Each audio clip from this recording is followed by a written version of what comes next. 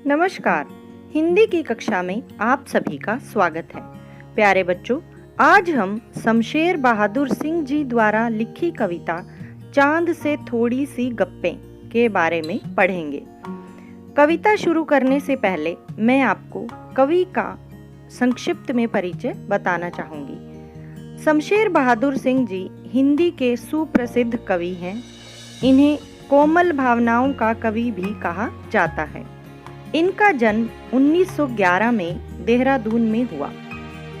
इतने पास अपने, उदिता एवं बात बोलेगी आदि इनकी प्रमुख रचनाएं हैं। शमशेर बहादुर सिंह जी ने कविता के साथ साथ गद्य के क्षेत्र में भी अपनी प्रतिभा का परिचय दिया। तो चलिए अब अपनी कविता शुरू करते हैं। फूल हैं खूब मगर आप तिरछे नजर आते हैं जरा, आप पहने हुए हैं कुल आकाश तारों जड़ा, सिर्फ मुंह खोले हुए हैं अपना गोरा चिट्टा गोल मटोल, अपनी पोशाक को फैलाए हुए चारों सिमत। इन पंक्तियों की व्याख्या करने से पहले कठिन शब्द देख लेते हैं। खूब का अर्थ है बहुत, जरा का अर्थ है थोड़ा सा, कुल का अर्थ है सारा, पोशाक का अर्थ है वस्त्र या कपड़े, सिमत का अर्थ है दिशा। अब व्याख्या देखिए। इन पंक्तियों में कवि ने सरल भाषा का प्रयोग करते हुए एक नन्ही सी लड़की की चांद के संबंध में विभिन्न कल्पनाओं को प्रकट किया है। लड़की कहती है कि आप बिल्कुल गोल मटोल हैं मगर जरा तिरछे से दिखाई देते हैं। आपने टिमटिमाते तारों से जड़ा हुआ सारा आकाश ही वस्त्र के रूप में पहन रखा है, अर्थात टिमटिमाते तारों से जड़े हुए कपड़े पहन रखे हैं।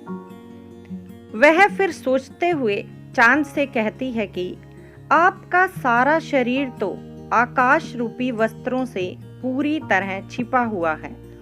यह गोल मटोल गोरा चिट्टा तो आपका खुला हुआ मुंह है।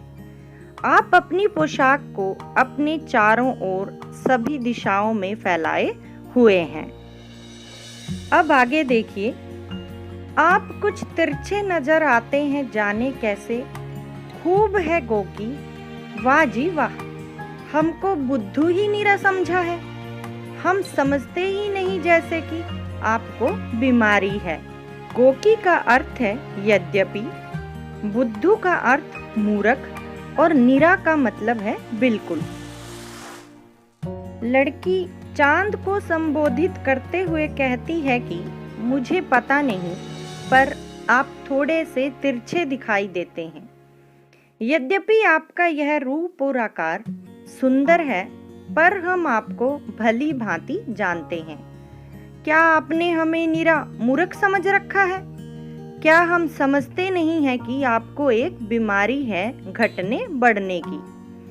कवि ने इन पंक्तियों में बाल मन में आने वाले तरह तरह के विचारों को बड़े ही सहज रूप से प्रकट किया है।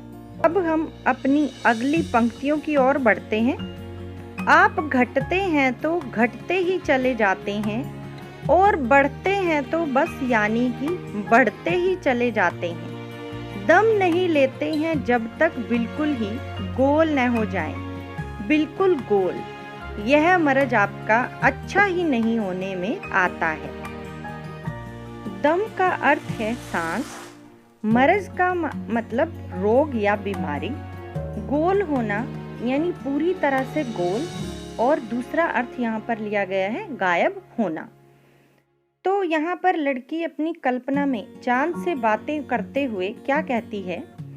लड़की चांद से बातें करते हुए कहती है कि आप बीमारी के कारण ही जब घटने लगते हैं तो घटते ही चले जाते हैं।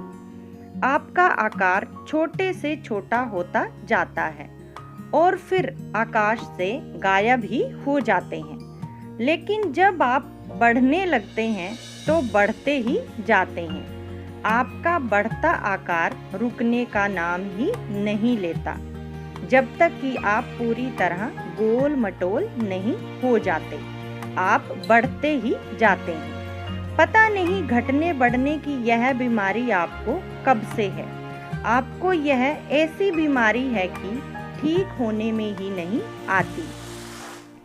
कवि ने इस कविता में एक नन्ही लड़की की कल्पना का बड़ा ही सुंदर चित्रण किया है, जिसमें चांद के घटने बढ़ने को उसकी कभी ठीक न होने वाली बीमारी माना गया है।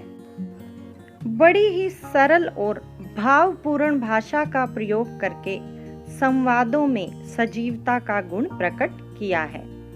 आज के लिए बस इतना ही। ध्यानपूर्वक सुनने के लिए धन्यवाद।